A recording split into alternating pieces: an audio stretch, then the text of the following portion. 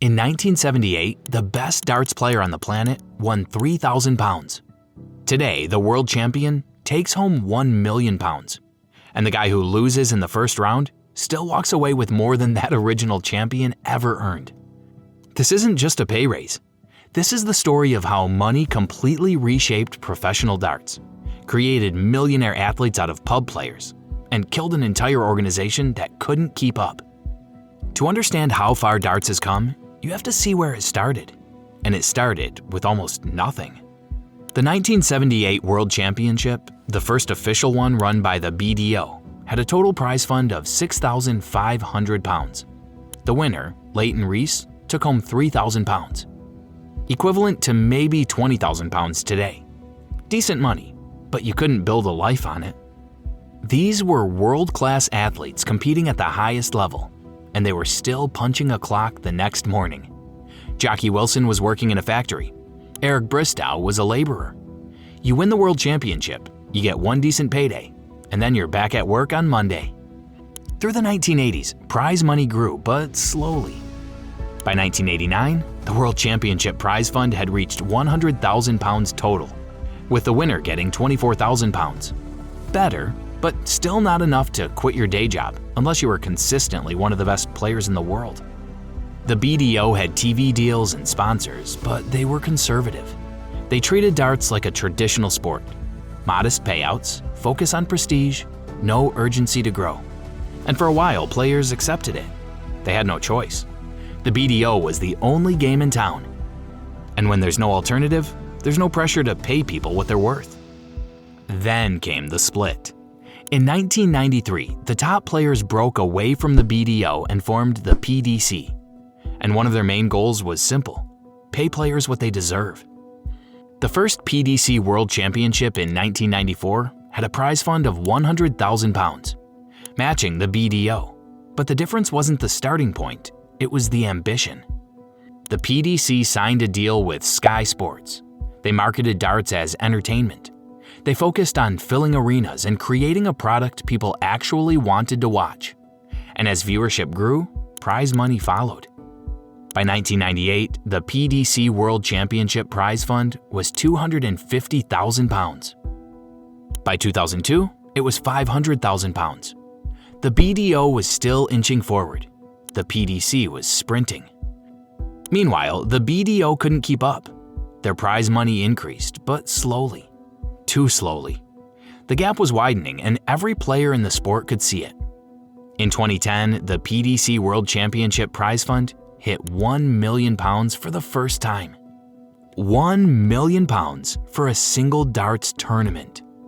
The winner, Phil Taylor, took home 200,000 pounds. That's more than the entire BDO prize fund for their World Championship that same year.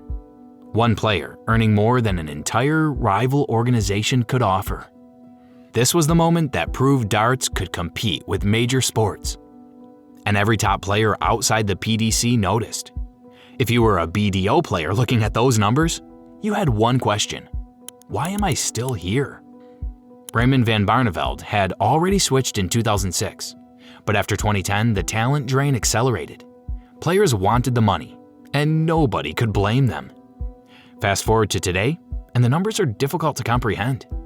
The PDC World Championship now has a prize fund of 5 million pounds. The winner gets 1 million pounds. 1 million pounds for throwing darts.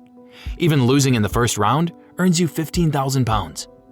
You can get knocked out immediately and still take home 5 times what the 1978 world champion earned. And it's not just the Worlds. Every major tournament is now paying out hundreds of thousands, some over 1 million. Add in weekly player championship events, European Tour events, and everything else, and the total prize money across all PDC events exceeds 25 million pounds annually. From 6,500 pounds for an entire world championship to 25 million pounds across a single season. At that point, it's not even the same sport anymore. If you're enjoying this, hit subscribe. I break down the stories behind professional darts every week, and this rabbit hole goes a lot deeper. But here's the thing most people don't realize. This money didn't just make players richer. It fundamentally changed how the entire sport works. and it destroyed an organization that had been running darts for nearly 50 years. Players can now make a real living from darts, not side money, real money. Even players ranked around 64th, the cutoff for keeping a tour card, can earn six figures with decent results. The top players are millionaires. Michael Van Gerwen has earned over £7 million in career prize money. Phil Taylor earned over £8 million before retiring. Once real money showed up, the rest of the world showed up too.